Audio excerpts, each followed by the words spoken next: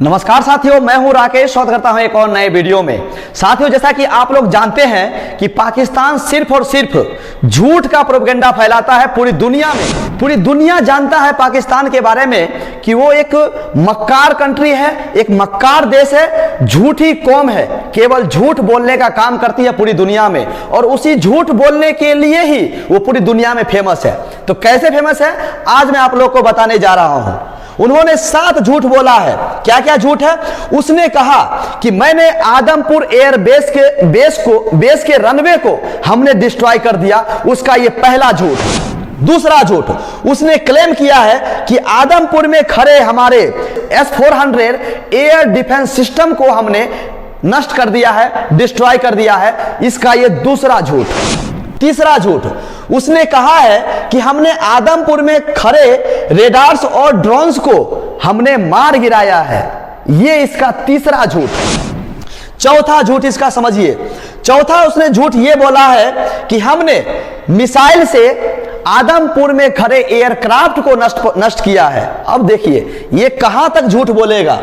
उसने कहा कि हमने इंडिया के 70 सोल्जर्स को हमने मार गिराया। अरे भाई उसके बाद उसने झूठ बोला कि हमने आदमपुर एयरबेस को पूरी तरह से डिस्ट्रॉय कर दिया है, नष्ट कर दिया है। उन्होंने 7वां झूठ बोला था कि आदमपुर को हमने इस तरह से नष्ट किया है कि वो कुछ सालों तक फंक्शनल नहीं रहेगा, एक्शन में नहीं रहेगा, चालू नहीं रहेगा। ये पूरी देखिए, पूरा इसका झूठ का लिस्ट है। ये पूरा झूठ का लिस्ट है। और यहां पर मोदी जी ने इसी चीज को साबित करने के लिए गए थे यहां आदमपुर में, पूरी दुनिया को दिखाने के लिए कि पाकिस्तान किस तरह से झूठ का प्रोपेगेंडा पूरी दुनिया में फैलाता है और अपनी आवाम से झूठ बोलता है कि हमने इंडिया के लिए ये कर दिया, हमने वो कर दिया, ताकि उस पब्लिक को मालूम चले कि हां सच में हमारा नेता सही बोल रहा है, सच में किया होगा। लेकिन जब ये सोशल मीडिया पर आता है तो उसका मुंह पर से पसीना सूख जाता है। एक ऐसी झूठी कंट्री, एक ऐसी मक्कार कंट्री जिसको ये नहीं मालूम है कि इतना अगर झूठ बोलेंगे तो इसका झूठ का उजागर जो है आज नहीं तो कल हो जाएगा। जो यहां पर आपको उदाहरण के तौर पे देख पा रहे होंगे, यहां पर बाकायदा मोदी जी जाकर के इन्होंने एयरफोर्स से जाकर के मिले, इंडियन आर्मी से मिले, सब लोगों से मिले, और बाकायदा जो है यहां पर हमारा बेस को पूरी तरह से दिखाया गया है कि हमारा बेस 100% फंक्शनल है, दिन रात काम कर सकता है, 24/7 each and every minute and second काम कर सकता है। अब देखिए इससे होगा क्या कि पूरी दुनिया में जो है पाकिस्तान नंगा हो जाएगा। इसीलिए मोदी जी वहां पर जाकर के और इस बाकायदा पूरा वीडियो बना करके यहां पर ट्विटर पे पोस्ट किया गया है ताकि पूरी दुनिया पाकिस्तान की झूठ को देखे।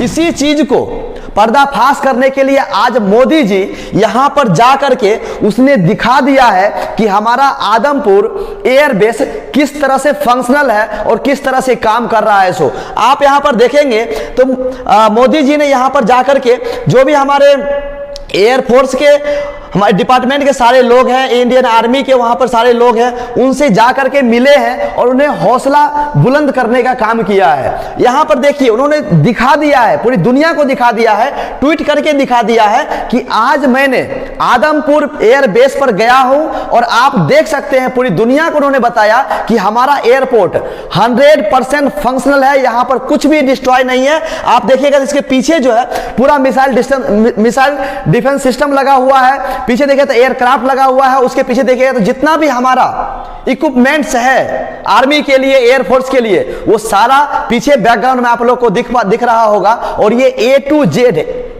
Z चीज जो है वो सारा फंक्शनल है, कुछ भी यहां पर डिस्ट्रॉय नहीं हुआ है। आप देख सकते हैं इसके पीछे जो है आपको एयरक्राफ्ट नजर आ रहा होगा, रनवे नजर आ रहा होगा, वहीं पर देखेंगे तो हमारा यहां पर जो है मिसाइल डिफेंस सिस्टम भी है। और यहां पर जाकर के इन्होंने हमारे वीर जवानों को इन्होंने इस तरह से मोटिवेशन देने का काम किया है, वो अपने आप में काबिले तारीफ है। इन्होंने वहां पर जाकर के सब कुछ बताया है और वहां पर हर एक चीज को ब्रीफ करके बताया गया है। ओके, किसी ने पूछा होगा एआई से, जो गोरख करके एआई है एलन मस्क का, उससे पूछा है और इन्होंने बाकायदा सही जवाब दिया यहां पर। और यहां पर देखेंगे तो लगभग जो है 5.1 मिलियन व्यूज गया है इसके ऊपर। मतलब समझिए कि पूरी पाकिस्तान की कौम को मालूम चल गया होगा कि उसका शहबाज शरीफ कितना झूठ बोलता है। यहां तक कि उसने बोला था अपने संसद में जाकर के कि मैंने इंडिया के 5 फाइटर जेट को मार गिराया है, जो कुछ भी नहीं था।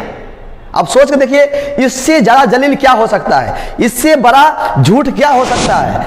आप देख सकते हैं मोदी जी के पीछे जो है यहां पर हमारा S-400 सिस्टम जो है खड़ा है, 100% पूरा फंक्शनल है और ये इंतजार कर रहा है पाकिस्तानियों के लिए। अभी तो ये झांकी था, सिर्फ ट्रेलर दिखाया गया है, पिक्चर अभी भी बाकी है, कुछ भी हो सकता है। क्योंकि जिस तरह से मोदी जी ने कल कहा था कि हम सिर्फ इस वॉर को पोज किया है, हमने खत्म नहीं किया है, सिर्फ पॉज किया हूं, सिर्फ रोका हूं। अगर पाकिस्तान की तरफ से कुछ भी अगर हलचल होता है तो उसका जो है मैं मुंह तोड़ जवाब देने के लिए तैयार हूं। 24/7 each and every minutes it is ready for you. आप यहां पर देख पा रहे होंगे मोदी जी जो है हमारे एयरफोर्स से यहां पर मिल रहे हैं और इनको जो है समझिए तो दिल से उनको धन्यवाद दे रहे हैं कि आपने जिस तरह से पाकिस्तान के लिए पराक्रम दिखाया है वो अपने आप में सराहनीय है। जिस तरह से आप लोगों ने पाकिस्तान के छाती पर जाकर के मारा है वो अपने आप में सराहनीय है। जिस तरह से आप लोगों ने, मैं उस मिसाइल का नाम नहीं लूंगा, आपने उस जगह पर मारा है जिस दुखती नस पे जाके मारा है जहां से पाकिस्तान का होश उड़ गया था और पाकिस्तान भागते भागते पूरी दुनिया में जाकर के भीख मांगने लगा कि प्लीज इस वॉर को रुकवा दो, नहीं तो इंडिया मुझे बर्बाद कर देगा, इंडिया मुझे साफ कर देगा। यह है हमारा तस्वीर, आप देख सकते हैं इस तस्वीर में। भाई ये कोई मजाक नहीं है, ये जो है ना ये पाकिस्तानियों के लिए एक मैसेज है कि दोबारा तुम ऐसी हरकत मत करना। अगर तुमने दोबारा हरकत करने की कोशिश की तो तुम्हारा इससे भी बुरा अंजाम होगा जो तुम सोच भी नहीं सकते हो। मोदी जी ने कल क्या, जब उन्होंने नेशन को एड्रेस कर रहे थे तो उन्होंने कहा था अब किसी भी परमाणु ब्लैकमेल को बर्दाश्त नहीं किया जाएगा, भारत पर आतंकवादी हमले का मुंहतोड़ जवाब दिया जाएगा और जवाब हमारी शर्तों पर दिया जाएगा। यह क्लियर मैसेज है पाकिस्तानियों के लिए और यह क्लियर मैसेज है पाकिस्तान के शहबाज शरीफ के लिए और क्लियर मैसेज है आसिम मुनीर के लिए। और उन्होंने एक और बहुत बड़ी बात कही है, भारत सरकार का बहुत बड़ा फैसला। क्या है फैसला? भविष्य में किसी भी आतंकवादी हमले को भारत के खिलाफ युद्ध माना जाएगा। अगर पाकिस्तानी इस प्रकार से टेररिस्ट का अगर हरकत करता है हमारे भारत में तो वो एक्ट ऑफ वॉर होगा और उसके बाद इंडिया ये नहीं सोचेगा कि तुमने टेरर अटैक किया है। इंडिया सिर्फ उसे वॉर मानेगा और वॉर समझ के तुमको धोएगा और इस तरह से तुमको धोएगा कि आने वाली तुम्हारी 7 नस्लें याद रखेगी। अब यहां पर देखिए मोदी जी ने एक और बात बोले हैं वहां पर, पाकिस्तान की तैयारी सीमा पर वॉर की थी। सिर्फ उसका जो तैयारी था वो सिर्फ माइंडसेट कर लिया था, माइंडसेट बना लिया था कि हमें जो है सिर्फ सीमा पर लड़ना है। लेकिन हमारे वीर जवानों ने सोचा कि मैं सीमा पर वॉर नहीं करूंगा वरना मैं पाकिस्तान की छाती पर जाकर के वॉर करूंगा, और उन्होंने जाकर के किया है। और उसी चीज को यहां पर मोदी जी ने दोहराया है। क्या लिखा है? लेकिन भारत ने पाकिस्तान के सीने पर वॉर कर दिया है। यह कल का न्यूज है, आप लोग देखे होंगे जब मोदी जी अपने इंडियन को एड्रेस कर रहे थे, स्पीच दे रहे थे, उस टाइम पे उन्होंने बहुत सारी बात कही है और उनकी आंखों में मैं देख रहा था कि एक अलग सी भावना थी। जब पूरा देश एक था, देश का बच्चा बच्चा एक था, पूरे देश इनके सपोर्ट में था, वो चीज उनकी आंखों में दिख रहा था। हमें कुछ और आगे बढ़ना था लेकिन मोदी जी ने उस चीज को क्लियर नहीं किया। लेकिन देखिए बहुत सारी चीज ऐसी होती है जब वॉर को लड़ा जाता है तो मतलब इतना जल्दी जो है वॉर स्टार्ट नहीं होता है।